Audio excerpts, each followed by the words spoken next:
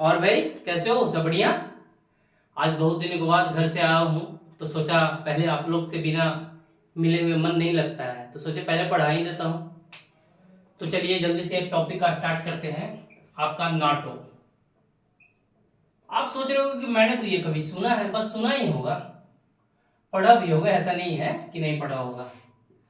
तो नाटो का सबसे पहले हम जान लेते हैं कि क्या है, इसका फुल फॉर्म क्या होता है। तो नाटो का मतलब नॉर्थ अटलांटिक ट्रीटी ऑर्गेनाइजेशन, समझ रहे हो ना। अब इसका गठन हुआ 4 अप्रैल 1949 को। 4 अप्रैल 1949 को इसका गठन हुआ। तो आपके दिमाग में आ रहा होगा कि भाई साहब, ये सर जी, ये नाटो का गठन क्यों हुआ? दिमाग में आ रहा होगा ना। तो जब सेकंड वर्ल्ड वॉर हमारा समाप्त हुआ, 1945 तक चला second world war. Second world war समाप्त होने के बाद मेरे भाई दो खिलाड़ी सामने उभर कर आए। एक आपका हो गया यूएसए, संयुक्त राज्य अमेरिका, एक यूएसएसआर, सोवियत संघ। तब ये जो दोनों उभर कर आए सेकंड वर्ल्ड वॉर के बाद, तो ये सोच रहे थे कि जो सुपर पावर के रूप में एक ही रहे, कोई एक। हर कोई चाहता है भाई कि हम ही पावरफुल रहे। आप भी चाहते होंगे, हम भी चाहते होंगे, चाहते हैं ना, बोलो। तो अब इसे लेकर एक लड़ाई पैदा हुआ, कॉन्फ्लिक्ट पैदा हुआ। ये झगड़ा ऐसा नहीं है कि वेपन्स के थ्रू हो रहा है, हथियार के थ्रू हो रहा है। बस एक झगड़ा, ऐसा झगड़ा हो रहा है कि ये सोच रहे हैं कि बहुत सारे देश मेरे ग्रुप में शामिल हो जाए, मेरा दबदबा हो जाए, और ये सोच रहे हैं कि बहुत सारे देश मेरे ग्रुप में शामिल हो जाए और मेरा दबदबा हो जाए।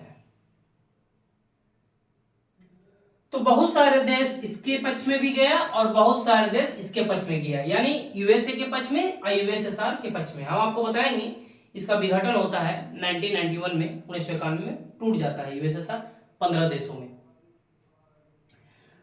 तो भाई, और जो हमारा पड़ोसी देश है वो पता है यूएसए के पक्ष में गया था।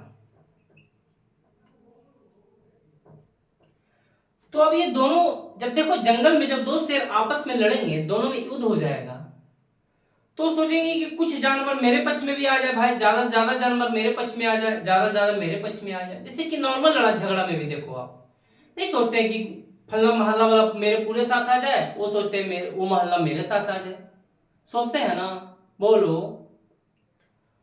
तो अब ये दोनों खिलाड़ी सामने भर कर आए, तो ये इसलिए जो नाटो का गठन हुआ इसी चलते हुआ, यही कारण मेन था। नाटो में यूरोपियन कंट्री शामिल थे बहुत ज्यादा। तो हम इसलिए चर्चा में आए हैं मेरे भाई कि भारत को भी नाटो का सदस्यता के लिए कहा गया है। करंट का न्यूज है, आपको करंट से अपडेट करने के लिए हम आए हैं। अभी नाटो में कितने देश हैं? टोटल 31 कंट्री है। तो आप सुनते होंगे हमेशा एक नाटो और एक नाटो प्लस। 31 कंट्री है,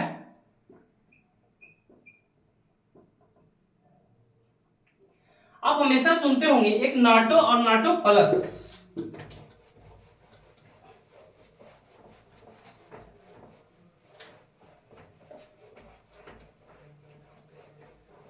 तो नाटो प्लस कौन? एक नाटो तो हो गया आपका भाई, 31 कंट्री हो गया नाटो में, 31 कंट्री। अब नाटो प्लस जो हो गया, नाटो प्लस में टोटल 5 देश हैं जो यूएसए का एलाई कंट्री मान सकते हैं कि चलो यूएसए का पक्ष में। और 5 कंट्री कौन कौन है आपका बता देते हैं। जापान हो गया, ऑस्ट्रेलिया हो गया, आपका न्यूजीलैंड हो गया, जापान, ऑस्ट्रेलिया, न्यूजीलैंड,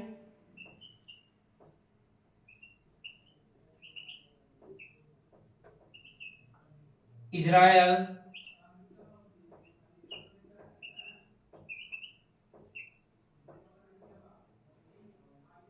और साउथ कोरिया।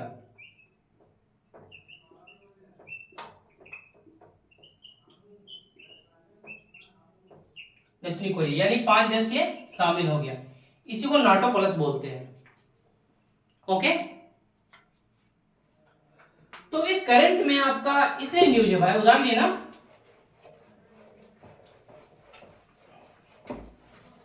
अब यहां से देखिए कि नाटो कमजोर कब पड़ जाता है, और जो नाटो का सदस्यता रहेगा मेरे भाई, चलो 31 कंट्री है, 31 कंट्री का नाम आपको पीडीएफ में प्रोवाइड करवा देंगे हम। तो अगर कोई एक कंट्री पे आक्रमण करते हैं आप, चलो ये चाइना है मान लिया, आपका पड़ोसी यानी मेरा पड़ोसी चाइना, भारत का पड़ोसी है, ये हमारा भारत है, मेरा प्यारा भारत।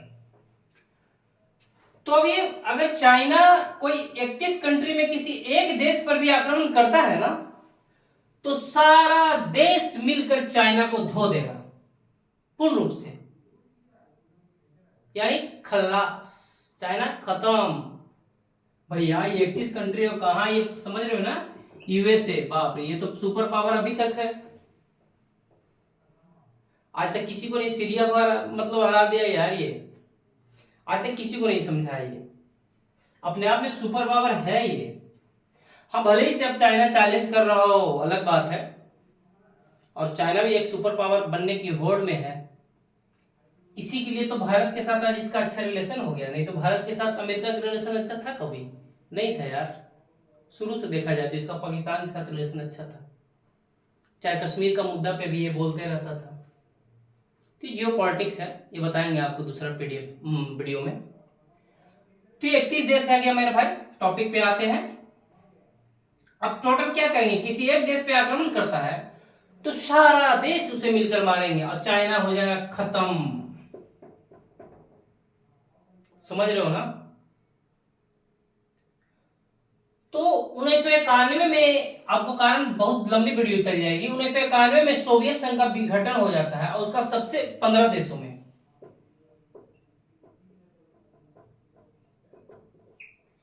और सबसे बड़ा देश जो उभर कर आता है वो आपका रूस, जो अभी यूक्रेन से वार लड़ रहा है।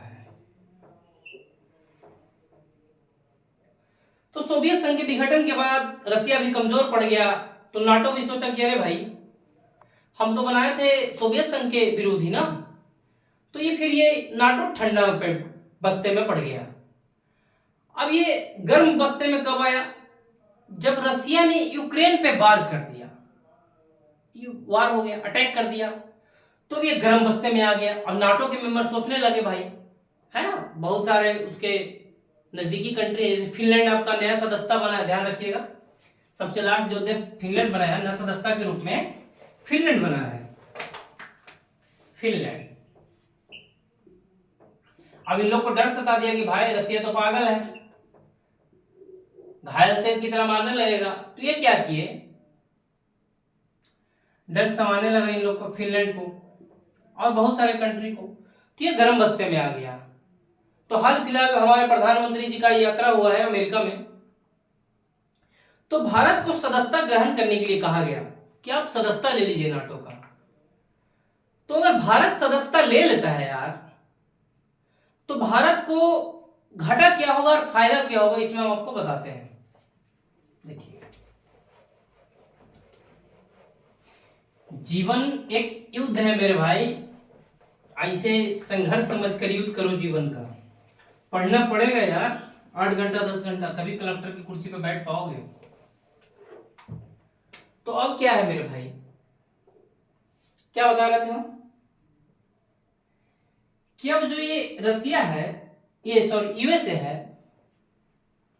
जो भारत को इनविटेशन दिया है कि आइए आप भी मिल जाइए नाटो में, तो भारत को फायदा क्या होगा, इससे बहुत फायदा होगा। सबसे पहले भारत डिफेंस सेक्टर में जो होगा मजबूत हो जाएगा।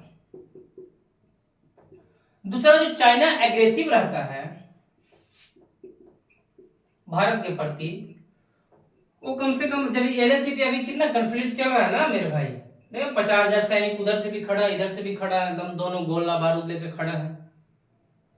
तो चाइना जो एग्रेसिव रहता है भारत के प्रति, आक्रमण करने के लिए सोचेगा कि अरे भैया सब मिलकर धो देंगे, तो चाइना सोचेगा, भारत का बहुत सारे वेपन्स हथियार मिल जाएंगे, क्या मिल जाएंगे? हथियार मिल जाएंगे, नए टेक्नोलॉजी मिल जाएंगे। सब समझ रहे हो ना? नहीं समझ रहे तो बोल देना यार। समझ में आ रहा है ना? तो नए टेक्नोलॉजी मिल जाएंगे, तो भारत को फायदा तो इतना सारा हो गया। लेकिन अब घाटा देखोगे ना यार, कि सिर्फ फायदा ही देखोगे? घाटा देखो।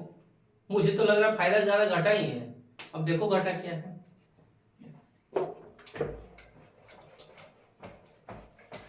कर्पूरे गौरम करुणावतारम संसार सारम भुजगेंद्रहारम। तो घटा क्या है?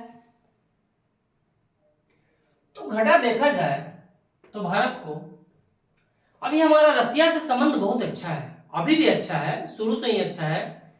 जब हम बांग्लादेश को आजाद करवाए थे तो रसिया ने ही सपोर्ट किया था, यही अमेरिका उस वक्त क्या किया था? अपना बेड़ा खड़ा कर दिया था। कहा? हिंद महासागर में। तो यही रसिया मदद किया था कि आप अगर यहां से अगर हवाई अपने शिप को ले जाते हो, यहाँ पे वेपन्स दोनों का तैयार था, एक यूएसएसआर का और एक अमेरिका जो खड़ा किया था पाकिस्तान के पक्ष में। कहा इधर से आक्रमण आप करोगे तो इधर से हम भी आक्रमण कर देंगे। उस समय इंदिरा गांधी सरकार थी, इसीलिए तो इंदिरा गांधी को आयरन लेडी कहा जाता है। तो हमारा रसिया ऐसा बात नहीं, शुरू से ही संबंध अच्छा रहा है, आज भी अच्छा है। आज चाइना से दोस्ती उसका भले बढ़ गया हो, ज्यादा हो, लेकिन भारत से भी उसका दोस्ती खराब नहीं है। तो सबसे पहले रसिया के साथ भारत का संबंध बहुत ज्यादा बुरा हो जाएगा, और बुरा होने का पता है मेरे भाई क्या प्रभाव पड़ जाएगा? क्योंकि जो इंपोर्ट करता है वेपन्स का भारत बहुत ज्यादा रसिया से करता है, तो इस पे प्रभाव पड़ जाएगा। दूसरा, चाइना अग्रेसिव हो जाता है, चाइना अग्रेसिव हो जाता है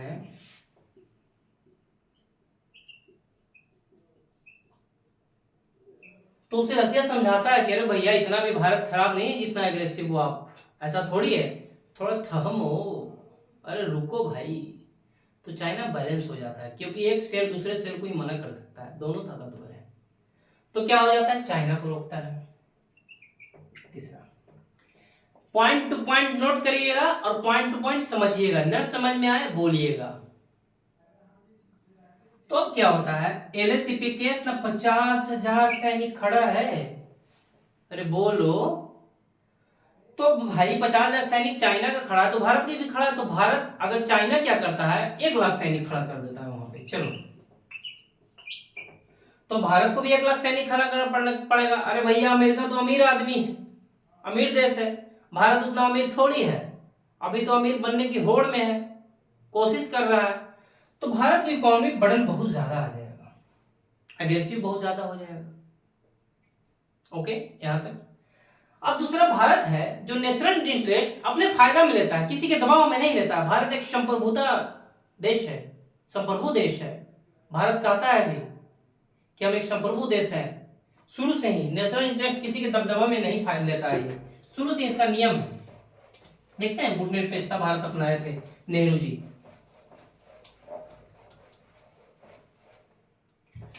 तो भारत का जो संप्रभुता है, सॉवरेनिटी है,